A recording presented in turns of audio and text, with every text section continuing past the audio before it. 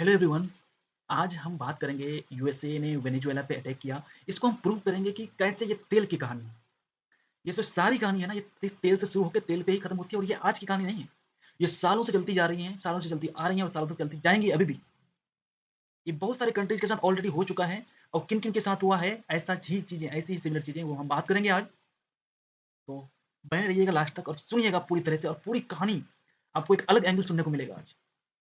तो शुरू करते हैं। आप जो स्क्रीन पे जो डेटा देख रहे हैं ना, ये सिर्फ एक लिस्ट नहीं है। ये जो डेटा देख रहे हैं आप, ये कोई लिस्ट, सिर्फ एक लिस्ट नहीं है। ये कुछ सिर्फ नंबर्स नहीं है। ये दुनिया में लड़ाइयों की कहानी है। क्यों हो रही हैं, इसी की वजह से लड़ाइयाँ हो रही हैं। दुनिया में लड़ाइयाँ क्यों होती हैं, क्यों दोस्त देश टूट जाते हैं, क्यों लोग तानाशाह बन जाते हैं, ये सारी कहानी इसी से रिलेटेड है। सबसे ऊपर वेनेजुएला है, सबसे ऊपर वेनेजुएला है, दुनिया का सबसे ज़्यादा तेल। लेकिन मज़ेदार बात जानते हैं पता क्या है? इतना तेल होने के बावजूद भी वेनेजुएला आज भी गरीब है, महँगाई से जूझ रहा है, लगातार दबाव में है। और सवाल उठता है, इतना तेल होने के बावजूद बदहाली क्यों है भाई? यहीं से कहानी शुरू होती है। वेनेजुएला ने कहा कि हम अपने नियमों पे तेल बेचेंगे और अमेरिका ने कहा नहीं, तुम्हें हमारी शर्तों पे तेल बेचना पड़ेगा और हम जैसा कहेंगे वैसे हमारी कंपनीज को तुम्हें हमारे शर्तों पे आपको तेल बेचनी पड़ेगी। सऊदी अरबिया दूसरे नंबर पे है। तेल भी है, पैसा भी है, लेकिन यहाँ भी लोकतंत्र खतरे में है। डेमोक्रेसी मोनार्कियल सिस्टम है ना। लेकिन यहाँ पे ऐसी हेडलाइन नहीं आती है कि यहाँ पे डिक्टेटरशिप चल रही है या इस तरह की कोई भी चीज, क्योंकि सऊदी अरब का तेल डॉलर में बिकता है। अमेरिका सिस्टम के अंदर में है, कंट्रोल कर रहा है उसको। आज सऊदी अरबिया अलग हो जाए, एंटी यूएसए हो जाए, आज सेम वही हालत होगी जैसा ईरान का हुआ है, जैसा इराक का हुआ है, जैसा वेनेजुएला का हुआ। और ये सऊदी अरबिया अच्छी तरह से जानता है कि हमको अगर गद्दी में बने रहना है तो यूएसए का सपोर्ट चाहिए। यूएसए के साथ अगर करेंगे कुछ, आज गाजा का क्या ये हाल क्यों है? सऊदी अरबिया क्यों नहीं इतने मतलब इतना पैसा होने के बाद भी कुछ नहीं कर सकता? बिकॉज कमजोर है, बिकॉज यूएसए के साथ लड़ नहीं सकता है वो। ईरान एक अलग केस है, वो लड़ रहा है क्योंकि इसका मिलिट्री स्ट्रॉन्ग है। कनाडा को देखिए, कनाडा जो है, कनाडा तेल भी है इसके पास, लेकिन कनाडा कभी टारगेट नहीं बनता क्योंकि वो अमेरिका का एलाई है, नाटो मेंबर है। ईरान आते हैं, ईरान पे तेल भी है, लेकिन अमेरिका से सीधे दुश्मनी। नतीजा क्या होता है? इस पे सैंक्शन लगता है, बैंकिंग सिस्टम खराब होता है इनका, इकोनॉमिक सिस्टम।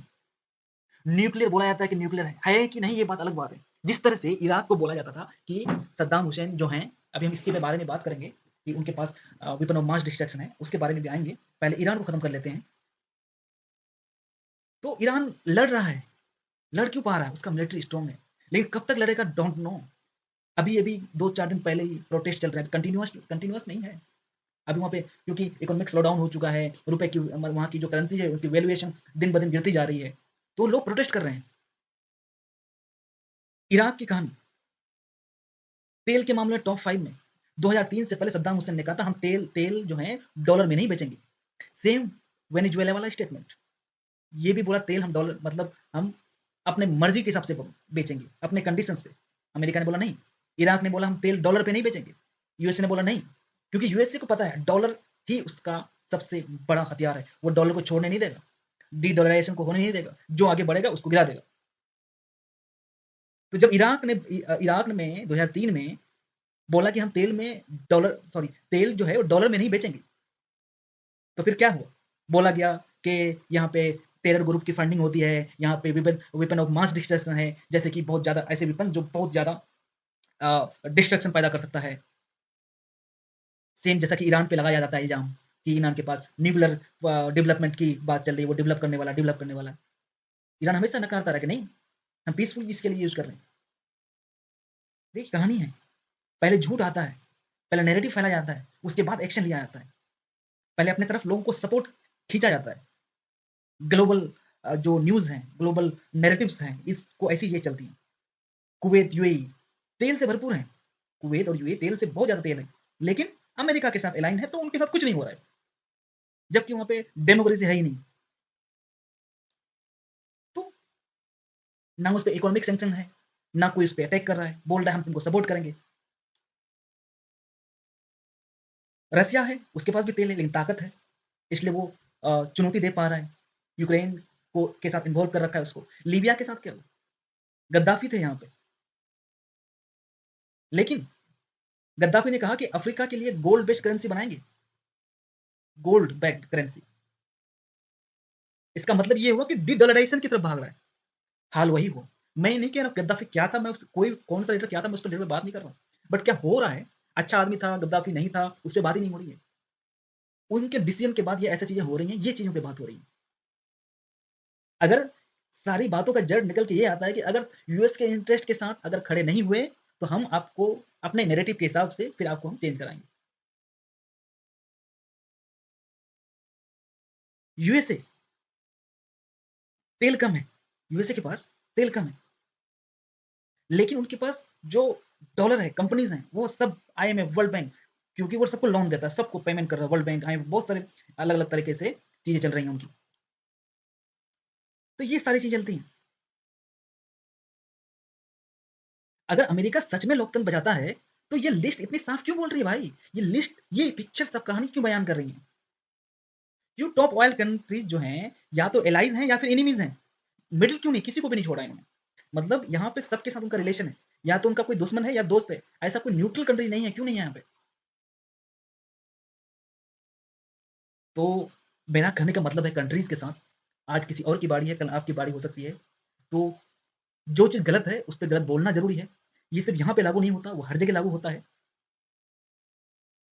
और अगर अगली बार जब भी आप सुने कि हम हमला लोकतंत्र के लिए कर रहे हैं, तो याद रखिएगा, इतिहास बताता है युद्ध अक्सर आइडियल से नहीं, रिसोर्सेस से शुरू होती है। वेनेजुएला ना पहला है ना लास्ट होगा, ये कहानी चलती रहेंगी। आज ऑयल की कहानी है, कल कोई दूसरा नेचुरल रिसोर्स होगा, कल उस पे बात होगी, कल कोई एनर्जी का कोई दूसरा सोर्स बनेगा, कल उस पे बात होगी। कोई ऐसा एलिमेंट कल को निकल के आएगा जो क्या कहते हैं, जो एनर्जी को सपोर्ट करेगा। जिस कंट्री में ज्यादा होगा, जिस कंट्री सुपर पावर के पास, किसी सुपर पावर के पास कम है, वो वहां पे उसके साथ रिलेशन अच्छा नहीं करेगा, उसके साथ यही हाल होगा कल को। एक पिक्चर दिखाता हूं मैं आपको, कुछ सिमिलरिटीज लगेगी आपको।